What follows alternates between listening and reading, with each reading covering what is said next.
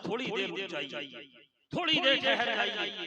जेब में हाथ डाला, चंद पैसे निकाले, चंद सिक्के निकाले, मेरे हवाले कर दिए।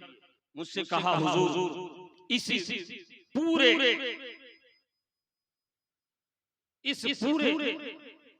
हज के मौसम में आए हुए हुज्जाजे किराम में सिर्फ आप ही हैं जो मुझे पहचानते हैं, आप ही हैं मेरे इलाके के हैं।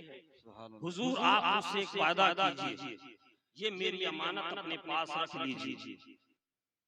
हजरत इमाम शाफई फरमाते हैं किस लिए? वो नौजवान कहता है कि हुजूर कल मैं ज़ोहर से पहले इंतकाल कर जाऊंगा,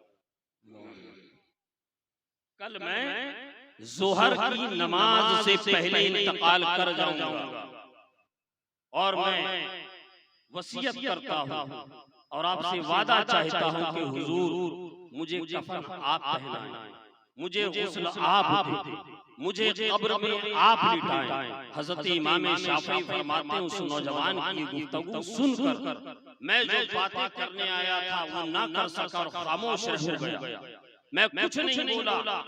अभी चंद लम्हे गुजरे थे कि उसने फिर कुरान की तिलावत शुरू कर। हज़रत इमाम आज़म हज़रत इमाम शाफई फरमाते हैं दूसरे दिन फजर के बाद जब मैं मस्जिद नबवी शरीफ में दाखिल हुआ, मैंने देखा कि वो शख्स नौजवान बैठा हुआ कुरान पाक की तिलावत कर रहा है। मैं बाहर निकला, थोड़ी देर के बाद 10 बजे जब हाजिर हुआ फिर देखा तिलावत। फिर थोड़ी देर के बाद जब वक्त ज़वाल आया, जब मैंने देखा वो नौजवान बैठा हुआ मस्जिद नबवी शरीफ में कुरान की तिलावत कर रहा है। हज़रत इमाम शाफई फरमाते हैं कि इसने कहा था ज़ोहर से पहले मैं इंतकाल कर जाऊंगा, आप मुझे गुस्ल दीजिएगा, कफन पहनाइएगा और मुझे आप कब्र में उतारिएगा। मगर अब तो ज़ोहर का वक्त करीब आ रहा है, ये नौजवान तो बैठा हुआ है। हज़रत इमाम शाफई फरमाते हैं नमाज मुअज्जिन ने मस्जिद नबवी शरीफ में अज़ान पुकारी, लोग सुन्नतें पढ़ने के लिए खड़े हो गए। वो नौजवान भी खड़ा हुआ, उसने नियत करी, सुन्नतों की नियत करी, रुकू किया, जब सजदे में गया अब वो सजदे से सर को नहीं उठाता है। हज़रत इमाम शाफई फरमाते हैं थोड़ी देर के बाद जब मैंने सलाम किया, देखा वो सजदे की हालत में है। थोड़ी देर देखता रहा, वो सजदे की हालत में है। फिर और किया, उसके जिस्म में हस्सो हिरकत नहीं है, हस्सो हरकत नहीं है। मैं उसके करीब गया, हल्के से उसके शाने पर हाथ रखा तो मैंने महसूस किया इसका पूरा जिस्म ठंडा हो गया है, इसके जिस्म से रूह परवास कर गई है, ये इंतकाल कर चुका है। मैंने लोगों को इत्तला दी, नमाज ज़ोहर के बाद उसको गुस्ल दिया, उसको कफन पहनाया। असर की नमाज के बाद नमाज जनाजा अदा की गई, कब्र में उसको उतारा। कब्र में उतारने के बाद मैंने पट्टों तख्तों को बराबर कर दिया, लोगों ने आकर मिट्टी दी, हम लोग अपनी अपनी मंजिलों को चले गए। हज़रत इमाम शाफई फरमाते हैं ऐ मुसलमानों, कुरान से मोहब्बत करना सीखो, कुरान की तिलावत करना सीखो। इसलिए मेरे आका फरमाते हैं मुसलमान जो जिससे दुनिया में मोहब्बत करेगा हश्र के दिन उसके साथ उठाया जाएगा। ये पैगंबर आज़म का फरमान है, किसी दुनियादार का ऐलान नहीं है, ये मुस्तफा जाने रहमत का फरमान है। हज़रत इमाम शाफई फरमाते हैं चंद सालों के बाद अल्लाह तबारक व तआला ने मुझे फिर तौफीक बख्शी, मैं फिर ज़ियारत हरमैन तय्यबैन के लिए आया, फिर मैं हज बैतुल्लाह के लिए आया। खाने काबा से मैं चला, मुज़दलिफ़ा पहुंचा, मीना से चला, मुज़दलिफ़ा पहुंचा, मुज़दलिफ़ा से चला, अरफात पहुंचा। मैं पहुंचता गया, मंजिल तय करता गया, आखिरकार रोज़े रसूल पर हाजिर हुआ, मस्जिद नबवी शरीफ में हाजिर हुआ। अचानक जब मैं बकी शरीफ के कब्रिस्तान में पहुंचा, मुझे उस नौजवान का ख्याल आया कि वो नौजवान ये मुझसे कहता था कि मैं दुआ करता हूँ इमाम साहब कि अल्लाह तबारक व तआला कब्र में मुझे कुरान पढ़ने की तौफीक अता फरमाए। वो तो बड़ा नेक इंसान था, बड़ा परहेजगार था, बड़ा नेक इंसान था, नमाजी था, कुरान से इतनी मोहब्बत करने वाला था। अब वो कब्र के अंदर है, कब्र के अंदर वो कुरान की तिलावत कर रहा है या कुरान की तिलावत नहीं कर रहा है। अब कैसे पता चले, ये कैसे जाना जाए?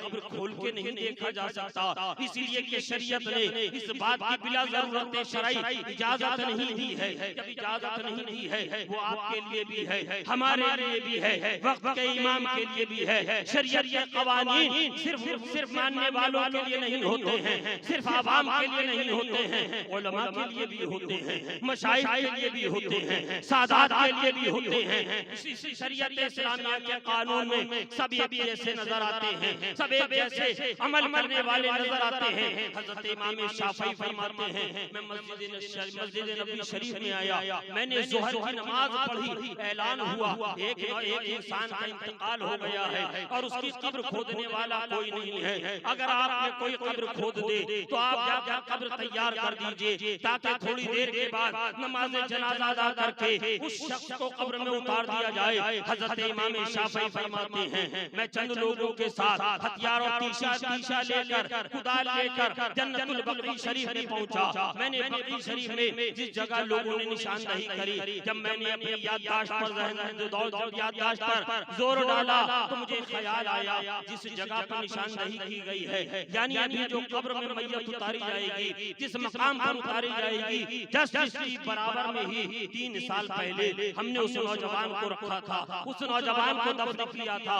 हजरत इमाम शाफी फरमाते हैं, लोग कब्र खोदने लगे, आखिरकार ऐसा जो जमीन पर मिट्टी का पर्दा था, अचानक जब लोग वहां से कब्र तैयार करके हटे, मैं वहां पर मौजूद था, मैंने देखा वो कब्र का पर्दा हट गया, वो कब्र का पर्दा हट गया, यानी कब्र शक हो गई, कब्र खुल गई, दाहिने पहलू से कब्र खुल गई। हजरत इमाम शाफी फरमाते हैं कि मैंने कब्र में जब गौर से देखा, वो नौजवान बैठा हुआ कुरान की तिलावत, वो नौजवान बैठा हुआ कुरान की तिलावत कर रहा है। और जब उसने मुझे देखा, सलाम किया और कहा, इमाम साहब परेशान होने की जरूरत नहीं है, ये कब्र अपने आप नहीं गिरी है, कब्र का पर्दा अपने आप नहीं खिसका है, बल्कि आपके दिल में जो जुस्तजू और जो तड़प थी कि ये नौजवान जो मन्नतें और दुआएं मांगता था, आरज़ू रखता था दुनिया में कि मौला मैं दुनिया में जैसे कुरान की मोहब्बत करता हूँ, जैसे कुरान की तिलावत करता हूँ, ऐ परवरदिगार आलम, ऐसे ही कब्र में भी मुझे कुरान पढ़ने की तिलावत करने की तौफीक अता फरमा।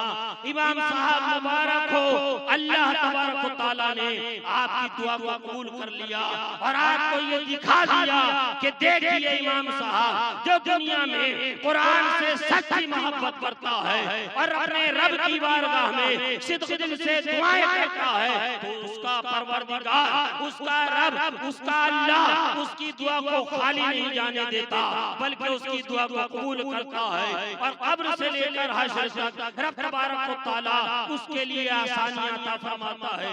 ऐ मुसलमानों, अपने बच्चों को कुरान पढ़ना सिखाओ, अपने बच्चों को कुरान की तालीम दिलाओ, इसलिए कि जिस हज़रत कुरान कॉन्फ्रेंस में आज हम बैठे हैं, हाफिज आरिफ रज़ा नईमी ने जिस कुरान के 30 पारों को अपने सीने में उतारा है, इन उलमाए किराम से, हुफ्फाज़े किराम से पूछिए कि सबसे पहला जो रब ने कलाम नाज़िल किया है वो सूरह इक़रा नाज़िल किया है। रब ने क्या फरमाया, इक़रा रब्बिकरा बिस्मि रब्बिकल लज़ी खलक़, पढ़ो अपने रब के नाम से जिसने तुम्हें पैदा किया।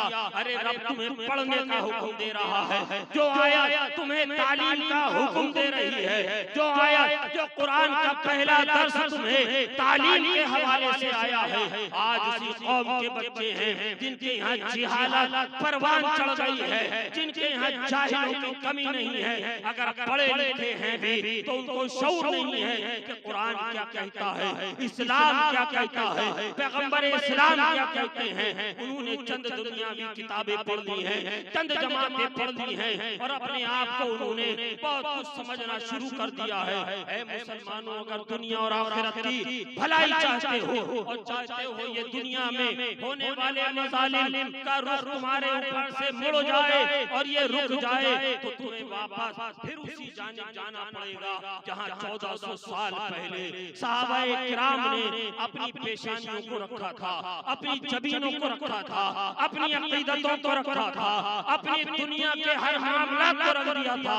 यानी रसूल पाक सल्लल्लाहु अलैहि वसल्लम के फरमान के मुताबिक अपनी दुनिया को रसूल पाक सल्लल्लाहु अलैहि वसल्लम के फरमान के मुताबिक गुजारना शुरू कर दो, इंशाअल्लाह तुम दुनिया में भी कामयाब हो जाओगे, आखिरत में भी कामयाब होते हुए नजर आओगे। रब फरमाता है इन्नमा यख्शल्लाह मिन इबादिहिल उलमा, बेशक अल्लाह उलमा ही है जो बहुत ज्यादा डरते हैं। ये इल्म वाले हैं जो रब से डरते हैं, खशियत इलाही में मशगूल रहते हैं, जिन पर खशियत इलाही तारी रहती है। अल्लाह तबारक व तआला हमें और आपको कहने से ज्यादा अमल की तौफीक अता फरमाए। आमीन। अस्तगफिरुल्लाह रब्बी मिन कुल्ली ज़ंबिन।